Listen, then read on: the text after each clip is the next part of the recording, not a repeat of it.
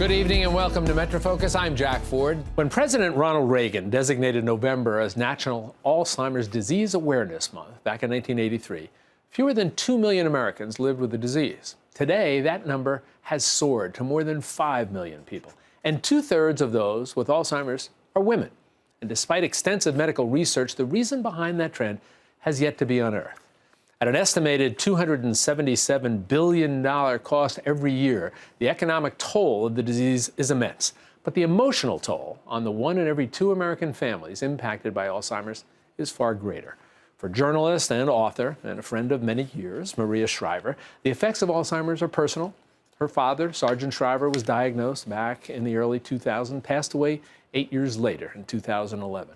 Maria's experience led her to found the nonprofit organization, the Women's Alzheimer's Movement. And I am very pleased to welcome her to the program. Maria, it's always so good to see you. Nice to see you, Jack, and thank you for taking some time to spotlight this issue. Oh, we're happy to. Let me go back to when your dad was diagnosed. At that time, did you have any idea what that disease really meant for both him and for you and other family members? None. I didn't realize that all of us would process it differently. It was obviously different from my mother than it was for the 5 of us. It was different for the grandchildren. It was different for people who had worked alongside of him for years. So I think every case of Alzheimer's, as every doctor has said to me, is its own unique case. And I think families impact it individually, collectively, and differently. I mentioned in the introduction about you, as a consequence of this, founding the Women's Alzheimer's Movement. Why? Because nobody was focused on women and nobody was focused on why women are getting it more often than men. So I had gone to the Alzheimer's Association when I was First Lady of California and said, I think this is impacting women differently. And I think somebody should focus on that. And another researcher was always said to me, oh, it's just because women live longer. But then they partnered with me and we produced the Shriver Report in collaboration, where we reported for the very first time that this was a woman's disease. So women are 2/3, as you mentioned, of the cases. They're also 2/3 of the caregivers in our country. And as anybody who is involved in caregiving and caretaking of someone with Alzheimer's or another dementia, it's an overwhelming undertaking. And so I have been pushing to fund research on women. And I always say that's not sexist, it's just smart, so we can understand how women's bodies and women's brains operate differently, which will, I think, help us change the future for all minds. And the Women's Alzheimer's Movement is dedicated to getting this story out there, to funding the research, to educating women, and getting them involved in pushing the needle. Is it accurate for us to be describing this as a national emergency, a national crisis right now? Oh, totally. Yeah, talk to any of the people, not only who have it, but the millions, as I said, who are impacted in their families, who are caregiving, who are stopping jobs, who are running through their savings. You put out the figure of what it's costing our country. And that doesn't even mention, as I said, all the unpaid caregivers. So we have a caregiving crisis. We have an Alzheimer's and dementia crisis. We put out an op-ed on World Alzheimer's Day challenging elected officials to put together smart Alzheimer's plans for their state, in their cities. Businesses need to talk and develop caregiving plans because so many people are working and trying to parent and also take loved ones to doctors' offices. We should be speaking to doctors about diagnosing Alzheimer's and dementia early so people can get in clinical trials. We're trying to reach individuals to tell them to be aware of their own cognitive health, to exercise, to prioritize sleep, to decrease sugar, trying to get into minority communities because this disease is very focused in the Latino and African American communities. So there's a lot of education that has to go on, a lot of awareness that has to go on. But for the families that are knee deep in this and for the government, this is already a crisis. This is a tsunami. This is a Category 5. I want to talk with you about some of those elements that you just mentioned in a second. But I'm curious about your thoughts. If we go back to President Kennedy and his declaration that U.S. wanted to put a man on the moon. And literally within a decade, we did that. And oftentimes you hear people say, especially when they're talking about research for treatment for diseases, hear people lamenting the fact, well, if we could put a man on the moon in less than a decade, why can't we find a cause for Alzheimer's, a cure for Alzheimer's, at least something more than what we have? What do you think the answer to that is? Well, I think it's a declaration by a president. I think that changes the trajectory of whatever the president declares is an emergency, is a focus, is a mission. So if we had a president who stood up and said, I'm going to increase NIH funding and for Alzheimer's, for cancer, and I'm going to be a science president, I'm going to be a medicine president, I'm going to make it a priority to focus on prevention, to focus on wellness, we would have a different trajectory for this disease. We need increased funding for Alzheimer's, and we need someone to declare it a moonshot. I testified about that exact thing. I used those exact words many years ago, saying, you know, if we put a man on the moon, we can definitely put our minds together and solve this crisis. We may not cure it, but we may get a pill or we may get multiple approaches. We can slow it down, prevent it. So anybody who has cognitive impairment, even if we slow it down, that saves a family a lot of money and a lot of heartache, and it will save the country millions, if not billions. As you know, if you look around now, we have become terribly partisan in our politics. We hear the word tribal even in our politics. But if you look at this issue, this is not a partisan issue. This is an existence. It's one of the few you can point to and say, there is no partisan element to this whatsoever. And yet we don't seem to get the investment, literally, figuratively, and emotionally, into this issue that you would expect, especially from the governments. Why do you think there's that inability, I don't want to call it reluctance or resistance, but why do you think we're not seeing that sort of all hands on deck investment in this? Well, I think we have seen an increased investment, and that has come through bipartisan cooperation, and that has come from people testifying and so many activists and advocates storming the Hill and asking for it. So that has happened. It hasn't happened at the level that those of us who are in this space want it to, but it is increasing. So that's a good sign, and that tells me that it's just going to get more. I think if more people started to run on this, if more people started to focus on increased NIH funding, if we focused on looking at women, that would be a priority. But I think, we as a country rally around what elected officials, what presidents say is our priority, whether it was way back, whether it was the moon, whether it was building infrastructure, whether it's climate. And so we haven't had a president who said, Alzheimer's is the issue. All hands on deck. Let's solve this crisis.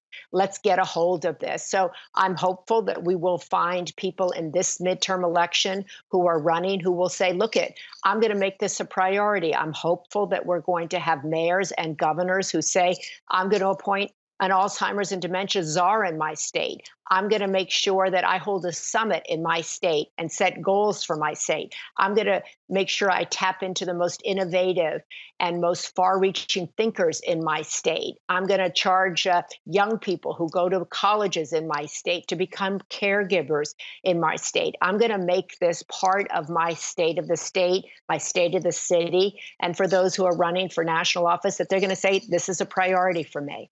Let's talk about what has been happening, some degree of progress here.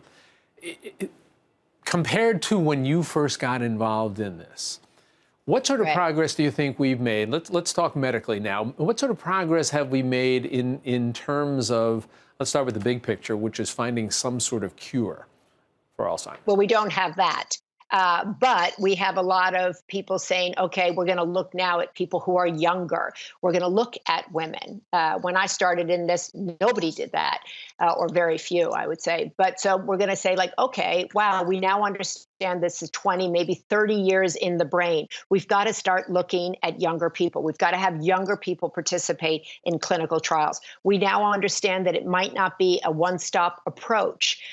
There's some innovative things going on in that space. We do recognize that the American lifestyle may be a contributing factor.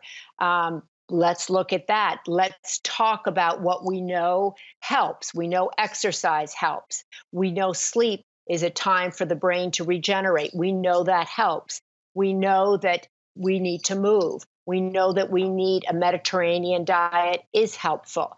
We know meditation is helpful. So when I first started in this space, nobody was talking about any of that. So there are things, there's an explosion, I think, of people who are interested in this space now. People are interested in longevity. They're interested in, wow, medicine can keep a body alive for a lot longer. But what quality of life is that? How do we keep the mind active? How do we continue to learn? What does longevity, healthy longevity, really look like? So I'm encouraged. I'm hopeful. I'm not hopeless. And I kind of reach out to people and say, look, this is a personal responsibility. This is a professional challenge. It's a public space challenge. And if we all work together, political parties work together, businesses and individuals work together, and also policy works with that, we can harness this disease. We can wipe it out. I firmly believe that we can do that in my lifetime. Do you think there are misconceptions out there surrounding this disease that in some way impede certainly our awareness, our understanding, and impede how we should be dealing with this disease? Absolutely. The Women's Alzheimer's, the Bipartisan Policy Institute last year did a poll, and it was really amazing to me that with all the information that's out there, how ill-informed people are. People think, well, if it didn't run in my family, I can't get it. That's wrong. So every single person should be aware that Alzheimer's can impact them. So every single person thinks like, oh, if, I have a gene, I'm definitely going to get it. That's not true either, right? Everybody thinks this is something that just is a natural part of aging. Wrong again. People think, oh, I'll worry about that when I'm 80. Big mistake. You should be thinking about it when you're 30.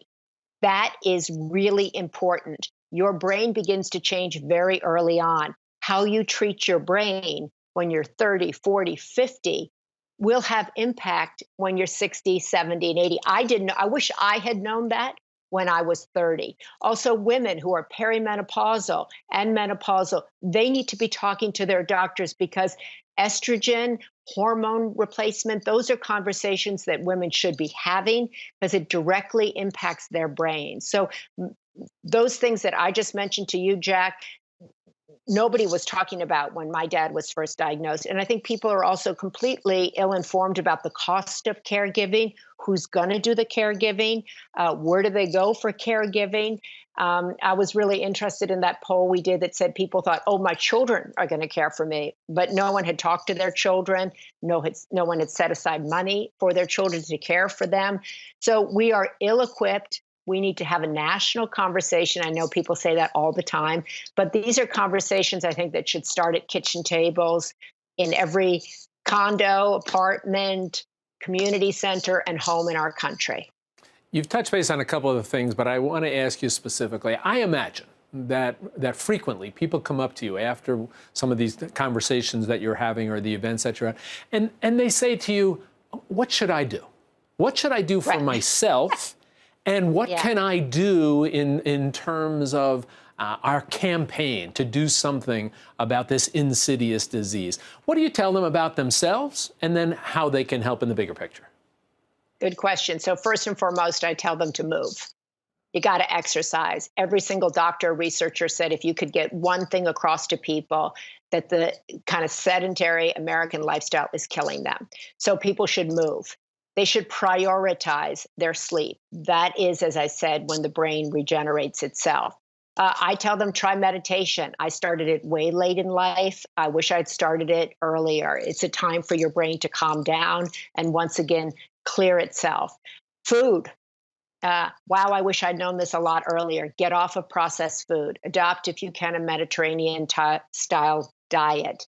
We're seeing a lot of success with people with changing their diets. If you have a loved one who's in a memory care facility or something, go in and argue to have the food in that facility changed to benefit the brain. I tell them to donate, if they can, to gender-based research or just to research on Alzheimer's. The Women's Alzheimer's Movement would love your support. And by that, I mean your financial support, your intellectual support. I'd like you to go out and make sure that you tell what I'm saying to people you love. If you have a parent who's in their 60s or 70s, look at what they're eating. Talk to them about their cognitive health. I tell people to ask their primary doctors. Talk to me about my cognitive health. Do you have a cognitive baseline? If you're 50, take one. That's scary. I did it. It's scary. And do everything you can to keep learning, keep growing, keep being curious, and keep working. Last question for you. When we look at those numbers that we talked about at the beginning and throughout our conversation, they sound so terribly bleak and so terribly foreboding. Is there cause, do you think, for optimism?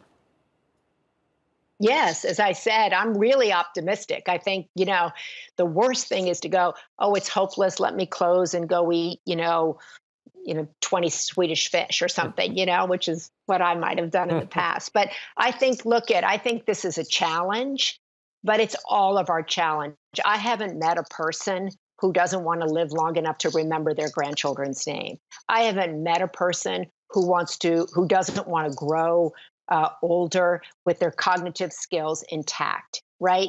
This is something we can all agree on, we all want, we all desire. Nobody wants to be a burden to their children. So this is something that affects us all. We all have a brain. We should all want to be focused on this. And I think people are scared of growing old in this country. Alzheimer's, they perceive it to be an old person's disease. So we need to remarket it. I'm hopeful about that.